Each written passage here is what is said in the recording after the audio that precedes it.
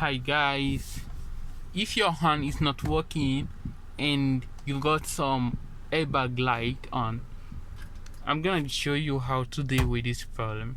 So basically, in most, like, let's say 80% of the time when your airbag light is on and your horn is not working, it always caused by the clock spring sensor of the car.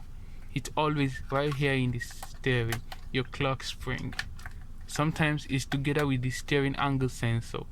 So when you have this problem over here, all you gotta do is to replace your clock spring, and once you're done replacing it, the car will be perfect. Also, your horn will start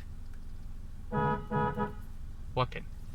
Okay, thank you so much guys for watching my video.